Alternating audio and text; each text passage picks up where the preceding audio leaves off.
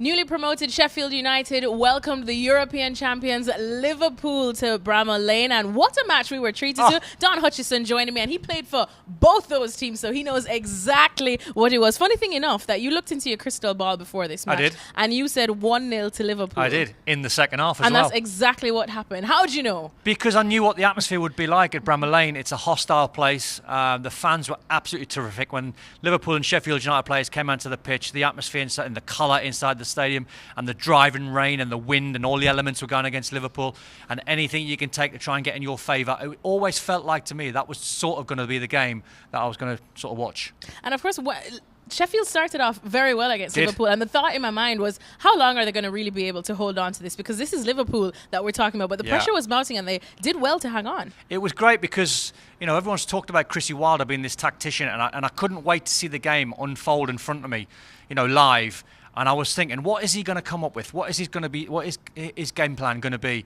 And it's almost like he used Liverpool's best weapons against them, and he almost allowed Liverpool to have a little bit of the ball. And as soon as he waited for Trent Alexander-Arnold and Andy Robertson to be high up wide, when they won the ball back, Norwood especially, they drove so many diagonal balls down the channels, and McBurney must have been against Matip in the first 20 minutes 2 or 3 times 1v1.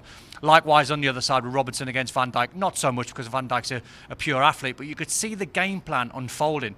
And at times during the game, I've got to say, Sheffield United played some unbelievable football. Well, let's talk about the goal, the one goal that, of course, made all the difference in the world. It was a cruel goal because Henderson was absolutely brilliant for Sheffield United in that one. And in that regard, would you say that Liverpool were lucky to come away with the 3 points in this one? Yeah, I think you can argue that. I think there is a view that they created some good chances. Arguably could have had a penalty, hit the post as well.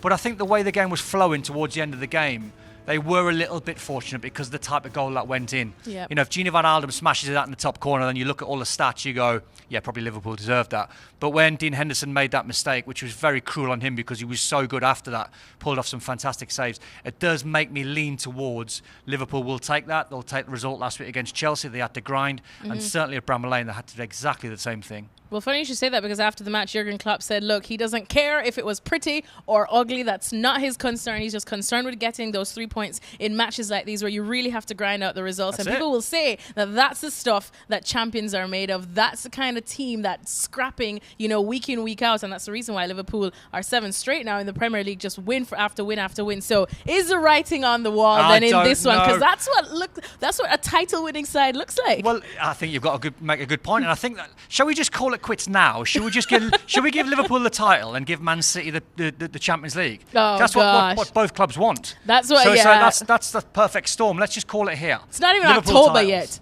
Liverpool are titles. They've got the title in the bag. You saying that? Were they picked to win? I don't know. No. Listen. Liverpool are great and they're playing some fantastic football. If it's going to be their year, this is it. If they're going to win the title, it's starting to look and starting to feel like that. If someone had to trip them up, where are they looking most vulnerable? Man City.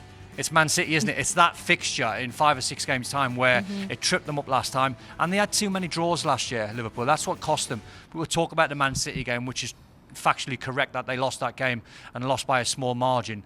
They've got to, you know, get rid of them draws and just make sure you plough on and you do what you've done against Chelsea, and you might get battered for 20 minutes, but you win the game and you stick 3 points on the board, and then you perform like you did against Sheffield United, played quite well but not at their best, and you walk away with 3 points. That's what Liverpool have got to do. Just keep churning out the 3 points. And so far, so good for Liverpool. 7 straight wins in the Premier League so far, and Jurgen Klopp is indeed a very happy man.